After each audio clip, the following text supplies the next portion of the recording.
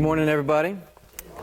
It is so good to be with you today. I'm going to get to the message in a second, but I wanted to give you guys a little bit of a recap because I know some of you have prayed, some of you have just thought about us as we went to camp this past week. As a youth, we went to Anderson, South Carolina. It's called Crossroads Summer Camp. I've been to several summer camps growing up, just through middle school and high school myself, and I can honestly say that I've never been a part of anything that they just strive for excellence. Like, they don't settle. They want to pay attention to your individual student, and they really give just amazing effort in it. So I really appreciate their efforts. But I'm coming back to you to be able to tell you that I've never been a part of a week that we had last week. I've been to a lot of ministry weeks, I guess you would say, but to see God get the attention of these students the way that He did, and I'm so glad that they're excited right now. If they're not having fun, what's the point of having it? So I'm glad they're having fun back there. But to see that God grab the attention of these students, some in salvation, some in just bringing them, hey, say, I want to grow. An eagerness. You could see the eagerness within them. The very first night, we had 2 respond to the gospel. We took 20 with us, and 2 out of the 20 responded to the gospel the first night, which is awesome. And it would be so easy to just stamp it right there and say, yeah, we had a good week. But we have church group time every night, and I felt like God was leading us to share our testimonies among our group, because we can't share outside if we can't even share inside. We need to know our story before we can tell our story, and I felt like that would be a good opportunity for us to do that. So we went through our testimonies, and we would go through what life was before. What did you feel? What kind of things did you strive for? Did you hope for? Your experience of meeting Jesus, what did you feel in that moment? What did He save you from in that moment? And then what life has been like afterwards. And so we're going through this, and I gave them a few questions to guide them as they go through it. And there was a couple of them, actually 2 of them, that came to me and said, I can't answer those questions. I don't have a story. I've not been saved. I've never surrendered my life. So through going through that, we had 2 more respond in salvation. So it was just amazing to see how God was working throughout the week. It felt like everything that we did, He was just unifying us. He was transforming us. So it was awesome to be a part of that. But I'm going to ask Logan if he wouldn't mind coming up. He's going to share a little bit. He is one that went with us. And I'm going to let you use this one back here if this is still on. And you might have to stand here, bud. I apologize, if you don't mind. Well, yeah, I was one of the 20 students that went. It was a really fun week. There was a ton of people there. It was the biggest week that they've had in like 20 years. And as Justin was asking those questions about testimony and everything, I was one of the 2 that got saved later on throughout the week.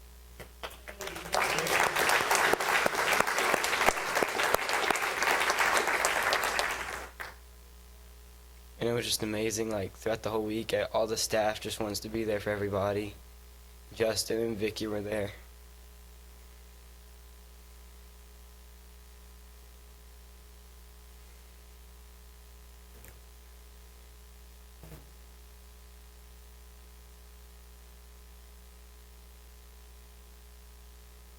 And I encourage any, like, students that wants to go to come with us next year.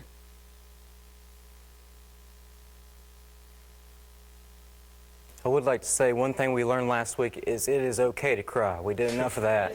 It's okay. We learned it. We don't have to conceal it.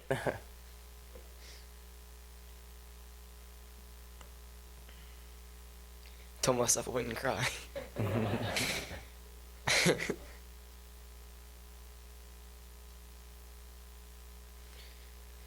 But yeah, it was just a great week, and there was a bunch of things that were just going on. You were jam-packed from the time you woke up to the time you went to bed, and you had like 4 hours of sleep because nobody went to bed. If that. And then there was church group time, and the main category throughout the whole week was heart and soul. And Justin came in and was talking about testimony. And I was saved at a young age. Like, I've always thought I was saved. I always thought I was good. And then he was asking those questions, and I couldn't answer them. I came to him Thursday morning that week and talked to him, and then I prayed some of my own, and then I was set, I guess. But yeah, that's all I have to say. No, thank you. Appreciate it.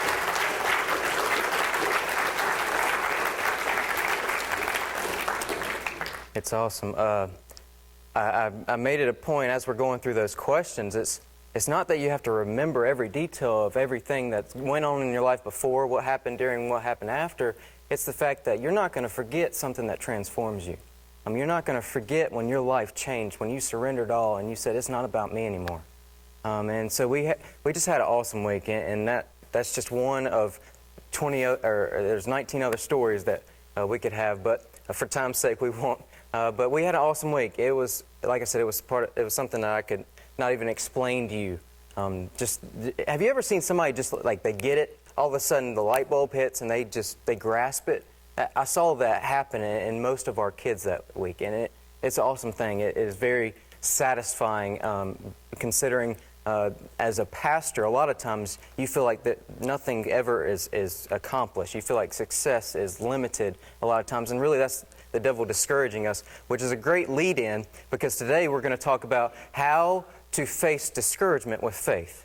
So the title of today's message is Faith in the Face of Discouragement. Faith in the face of discouragement. So as we go into this, I hope you'll find a way to take notes, because I love to take notes, and that's how I grow. If not, take mental notes.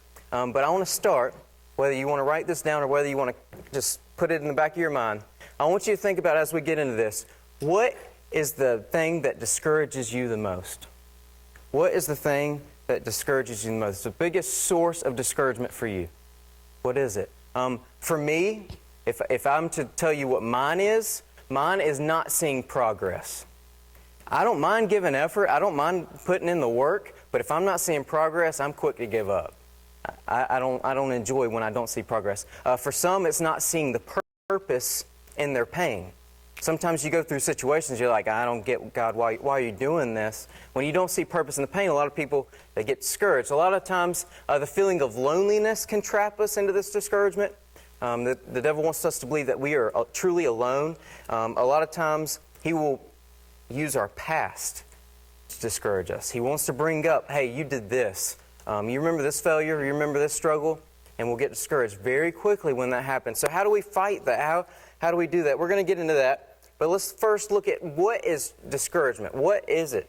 And discouragement is the lack of confidence. It is completely losing confidence. And have you ever seen somebody, or have you ever lived life hesitantly? Like you're always doubting? Because confidence is what creates boldness inside of us. And when we have discouragement, we lose that. That's what it is gone. So discouragement, and I would like to make this point today as we go throughout. Discouragement is the result when our expectations and reality collide. When there's a gap there, when there's a gap between our expectations and the reality that we're facing. So discouragement is the result of those two things. Let me give you a couple examples, because I could go. I want you to see how this really can apply to us. And the very first one that I thought of is, obviously because it's applicable to me, young people. They're always setting these goals in their mind. Hey, I want to get married by this age. Well, what happens when that doesn't work out? What happens when your reality does not meet your expectation? What happens within a marriage itself? You guys have probably heard the statistic. About 50% of marriages end up in divorce. Why does that happen? Because one or two of the spouses, their expectations and reality did not meet up. There's the gap there. And I could go on and say that maybe your plans in your career, your job, maybe you had this big career set up in your mind. You even went to school for it.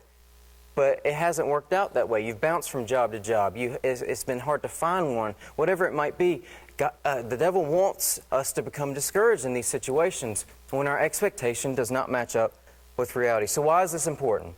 I'd like to make this really clear, because if you are a believer, if you are in this room and you are a believer, God has a specific calling, a specific purpose, and a specific mission for you. And discouragement is the devil's way of derailing us from that, from getting us off. He wants us to live in doubt, to live in fear. And so when we live in discouragement, we're off our mission. And I'd like to note that discouragement always replaces hope. It drains the hope out and replaces it with a couple phrases. It won't work. I've already tried. What's the point? Those are the type of phrases we start thinking when discouragement comes in. So let's look at some ways that he does this. And I could use so many examples from the Bible, and I'm really excited to look into this one because I've been studying in it myself. But I would like to just give you a few ways that the devil tries to discourage us, and then we're going to look at how a certain person in Scripture fought that, and we can do the same, okay? And the example, if you're coming into church on Sunday morning, there's 50% chance you're going to hear the name Paul, okay? That's the example we're going to look into, but we're going to look into a book that doesn't get a whole lot of attention, I feel, and that's 2 Corinthians. So if you want to go ahead and turn to 2 Corinthians 5, that's where we're going to be for a little bit. We're going to bounce around for a few minutes, but I want us to start in 2 Corinthians 5, if that's okay. And as you're turning there, whether you've been around church, if you've been around church long at all, you know Paul's past. What was he known for? He's known for murdering. He's essentially a terrorist among Christians. He lived and sought to kill and destroy Christianity altogether. That's what he lived for. So if we just look at his past, we look at the way that he could become discouraged. If he could overcome it, we all can. If he can overcome discouragement, we have no reason that we can't. Okay, so number one, as we're about to look into 2 Corinthians 5, but number one, Satan tries to attack our identity. That's the number one way he tries to discourage us. He attacks our identity. We're not going to turn here, but Matthew 4 is the temptation of Jesus. I don't know if you're familiar with that, but Jesus fasted for 40 days, 40 nights. So he's probably a little bit hungry, I would say, at least a little bit. And as much as he was fully God, he was fully human, so he was weak at the time. And so Satan thought this was a great opportunity for him to come in and just completely destroy the hope that Jesus set out to accomplish. You realize that if Jesus would have given in to Satan's temptation there, everything would have been done. Like our hope would be gone.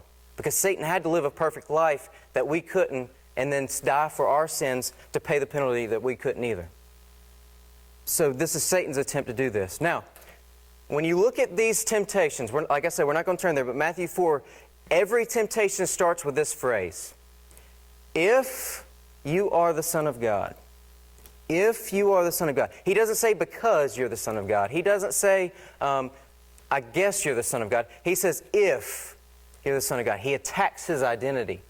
Satan tries to attack our identity the same way. He wants us to think that what we do defines who we are. He wants us to think that what the failure we did 5 minutes ago or 20 years ago defines who we are. That's what he attempts to do. So as we look into this, we're going to look at 2 Corinthians 5, and this gives us Paul's response to this attack of identity. You realize that 2 Corinthians is written as a response to 1 Corinthians, obviously. But the reason why Paul felt the need to do this is because when 1 Corinthians was received, there was all these false teachers that started attacking Paul's identity because they didn't like what he had to say. Paul was harsh. Have you ever read 1 Corinthians? He's pretty harsh to those people. And so if you're not a true believer, if you're just kind of a phony in the church, you're not going to want to accept that, and you're going to want to discredit any way you can. So they're attacking his identity here, and he's having to come back and say, you know what? I don't want to brag about myself, but I'm having to give you my credentials so that you know that this is the true gospel, that this is the true faith, and I'm not giving you some false teaching. And so he has to defend his authenticity, I guess. So we're going to look in 2 Corinthians 5:17. You may be familiar with this verse, but it says, therefore, if anyone is in Christ, he is a new creation. The old has passed away. It doesn't say the old is passing away. The old has passed away. Behold, the new has come. All of this is from God, who through Christ reconciled us to himself and gave us the ministry of reconciliation. Reconciliation sounds like a big word, but it basically means restored.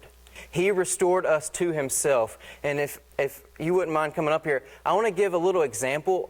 Being a youth pastor, I'm a visual learner, so I always try to do interactive teachings and stuff like that. So this example came to mind, if you wouldn't mind standing over there. I feel like we have a false perception of what salvation does. When we are reconciled, what really happens? I feel like sometimes it's even misrepresented at times. But when we are saved, and this may get awkward at any point, so I ask you just to embrace the awkwardness. But when we are saved, we are embraced in God's arms. We're going to pretend like Logan is God. Just because you're saved last week doesn't mean you're God now. But we're going to pretend we are embracing God. He is embracing us. We're right side by side. He's right there. And wouldn't you say it's easy to feel His presence once we're saved, right when that happens? It is. But I feel like I've heard phrases like, I'm not as close to God as I used to be. I fell away from God. I feel like sometimes we have the false perception that when we fail, when we make mistakes, we start doing this. And that there's a gap there. Do you realize that that's not the way it works? When we're reconciled, there never becomes a gap. What really happens is, and this is where it could get awkward, is yes, we're embraced, but when we sin, when we fail, when we struggle, we simply do this. He's still embracing us. He still has us. We just turn the other way. Our focus just departed from where it needs to be. He never moved. And He's still right there. Thank you, bud. I appreciate you embracing that. But I feel like I've lived so much of my life living this way. And when we feel like there's distance between us and God, that's the most discouraging thing. But He's always there, even when we can't sense it, even when we can't understand. Sometimes we just deter our focus. So we see Paul's clearly defining that my failures do not define who I am. I'm reconciled. I'm restored. My failures do not define who I am. But let's continue because Satan doesn't stop there. Okay? He takes it a step further. The second thing he wants to do is he wants to attack your ability. He wants to attack my ability. He wants to tell me, and he even told me last night in preparation for this, hey, you know nobody's going to listen to that, right? You know, you probably should have thought about this a little bit more. It's not coming together like you thought. He wants to discourage me. He wants to discourage you. He wanted to discourage you on the way to church this morning. I'm sure some of you can relate. I don't know what happened, but he may have tried. He may have tried last night, yesterday, this whole week. You may say that it was just a down week. He's trying to discourage us through our ability. He wants to convince us that our efforts are not doing anything. He wants us to feel like we're not making a difference, our efforts are useless. That's the goal that he tries to do. And there's a couple different ways, and as always, I'd like to give you a few examples of this. He wants to discourage parents. He wants parents to feel like that their time and their effort and their energy was useless when their child starts living a rebellious life, when they constantly make the same mistakes over and over. They want the parent to make them, he wants to make them feel like they've done something wrong. And he attacks, he discourages them. He wants spouses place. Anybody ever felt that? He wants us to feel unappreciated. He wants us to feel like our prayers for a particular friend, for a particular family member to be saved is useless because they're never going to respond. That's the way he wants us to make us feel. And then maybe even you might say, well, this is the way he's discouraged me. He wants us to feel like because of the past that we have, because of the failures that we have, we'll never be able to serve in church. We'll never be able to do anything productive around the ministries of a church. Outside the church, serve Jesus that way. We'll never be able to do that. We don't have the ability. But here's why I feel it's important to note this, because when we feel like our abilities limit our potential, we do live life in this hesitancy. Has anything ever productive happened from hesitancy? No, it doesn't happen. I could come up to you right now, and I could ask you whatever field of job or whatever just extreme area of knowledge that you might have. I could ask you a few questions from that, and you'll be able to rattle the answers off. Am I right? You know your stuff about these particular things. But what if I come up to you and ask you about something you absolutely have no idea about? Like if somebody was to come up to me and ask me about ballet, I don't know, and ask me to explain stuff about it, I'm going to be very hesitant. I'm going to stumble for words. I'm not going to know what to say. But if they come up to me and want to talk about basketball or something, I'm down. Carolina basketball, you can get me started and I will not stop talking. because I'm confident. I know. That's the same way in our relationship with God. When we're confident, we will live it out. The confidence leads us to live it out. It leads us to share in it as well. It gives us that boldness. But when we feel like our abilities limit our potential, we can't live that way. So how did Paul attack this? How did Paul attack the attacks on his ministry, his effort? If you'll turn back to the chapter before, in chapter 4 of 2 Corinthians, he addresses that. In verse 1, I told you we'd skip around a little bit. If you wouldn't mind just going along with it, hopefully by the end of it, we'll all get something from it. I feel like, I don't know, if I may be just speaking to myself, but I feel like somebody in the room needs to hear this today because you have been just so discouraged lately. But let's continue in 2 Corinthians 4. Verse 1, Paul's attacking this accusation on his effort. He says, "Therefore, having this ministry by the mercy of God, we do not lose heart. But we have renounced disgraceful, underhanded ways." Listen to this. "We refuse to practice cunning or tamper with God's word, but by the open statement of truth, we would commend ourselves to everyone's conscience in the sight of God. Even if our gospel is veiled, it is veiled to those who are perishing. In their case, the God of this world has blinded their minds of the unbelievers to keep them from seeing the light of the gospel of the glory of Christ, who is the image of God. For what we proclaim is not ourselves, but Jesus Christ as Lord, with ourselves as your servants for Jesus' sake." And I know that's a lot. That's almost a little bit wordy to an extent. But what he's saying right now is so good. He makes an amazing point, and I really want to just stop right here, highlight this, and focus on what he's trying to convey in this. Paul is looking at success in a completely different way than we do, in a completely different way than our world does, than I do at times. The world defines success as progress. Do they not? If it's not working, if you're not seeing results, you're not having success. God defines success by faithfulness. Success is not defined by progress, it's defined by faithfulness. So many times we get caught up in the fruit, what we see, what we can see as a result, but it's not necessarily all about that. God just wants us to be faithful. He says that He may preach. His job is to preach, and sometimes the gospel may be veiled, which means people won't respond. But that's not up to Him. He says, I have a job, I have a mission, and I'm going to live that out. And I'd like to take it a step further because I would hope that we understand that yes, most of the time faithfulness does lead to progress. Progress will happen, faithfulness will cause it, but it may not happen in our timing. It may not happen immediately. God's timing is much better than ours anyway. We could want immediate results when in reality the results are coming. He just wants us to remain faithful, but yet we become so discouraged in the moment and we feel like giving up. So, as we kind of bring this thought together, how does Paul deal with all of these discouraging things in such a positive way?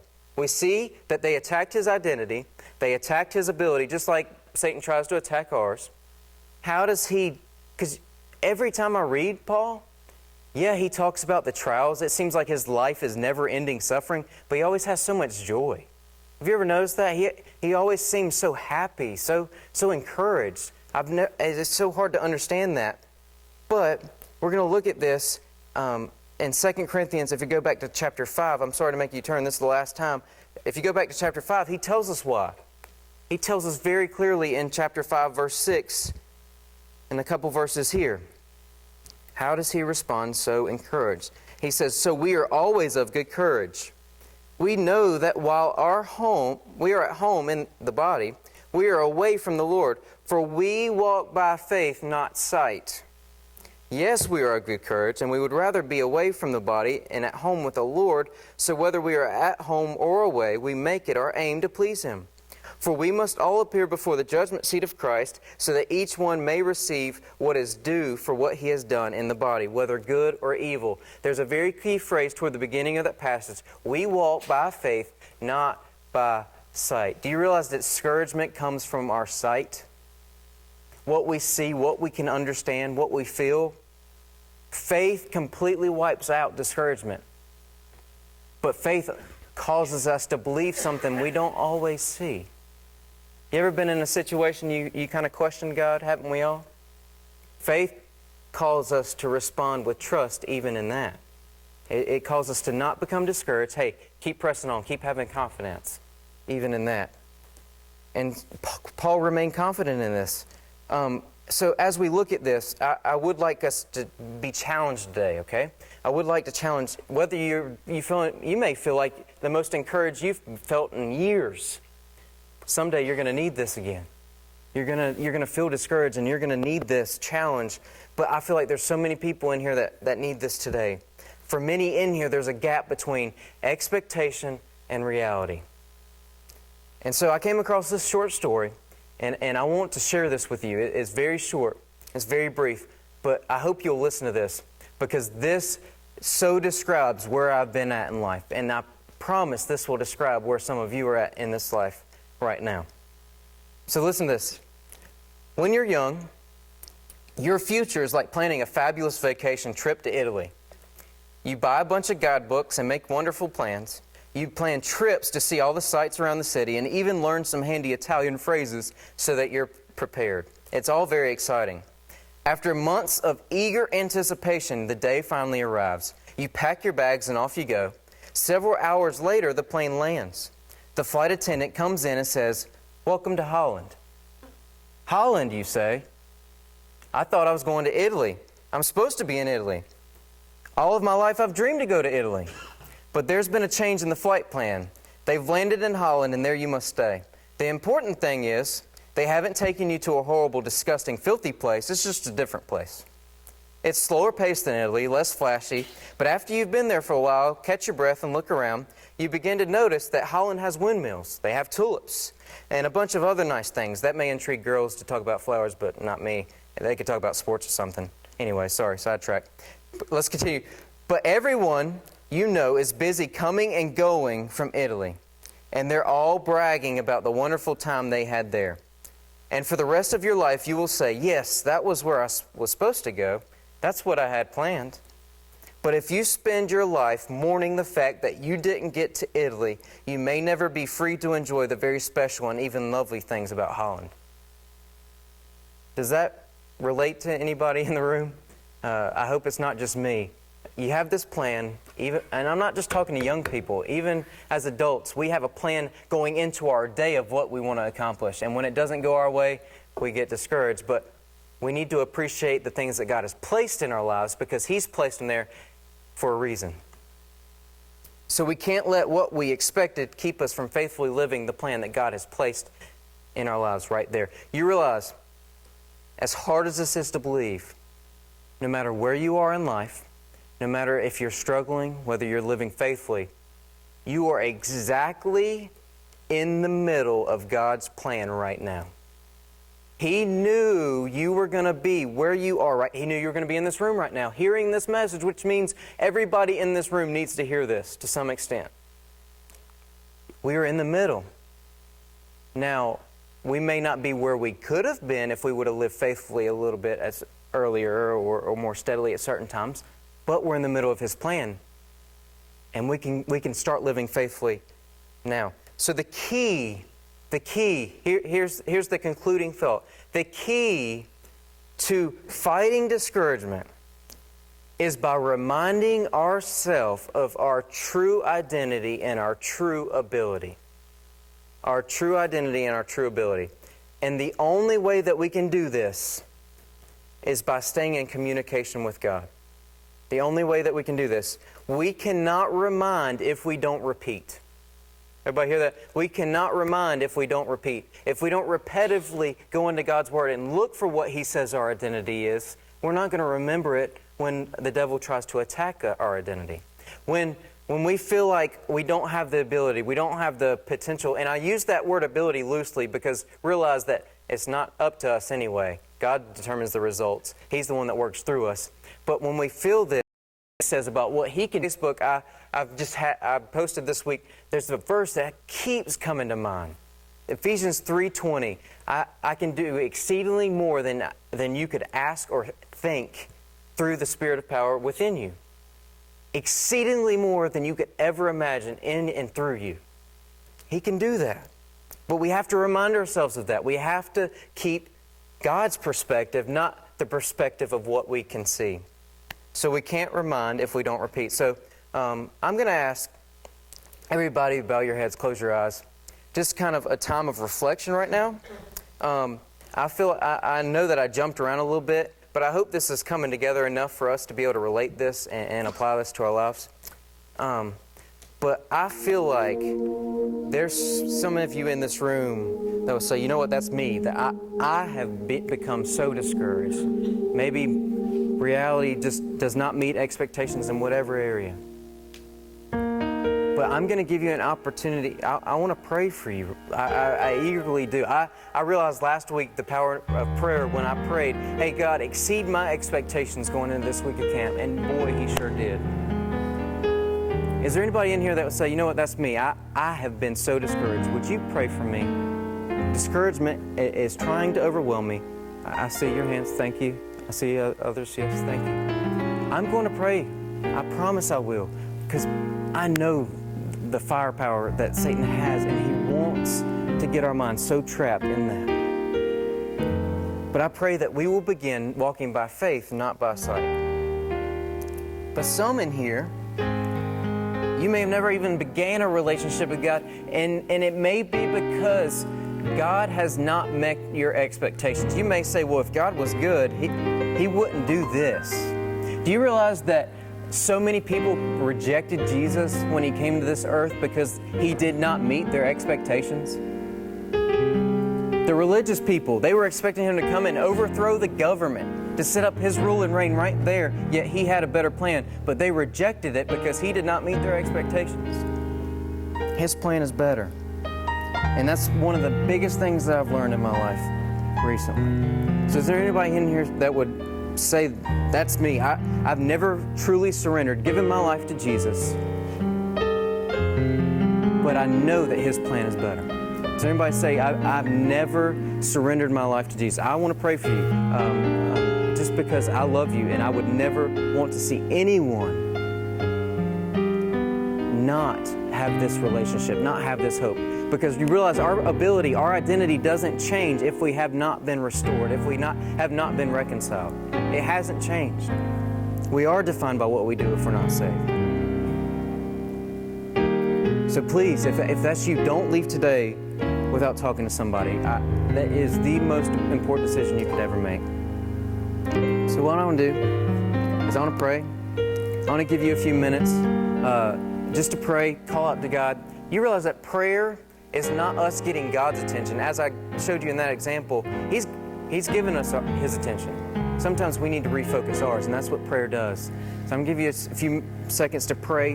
God, I hope He encourages you. Whatever you said is the most discouraging source in your life, I pray that you would just ask God to help you seek wisdom in that area, confidence in that area.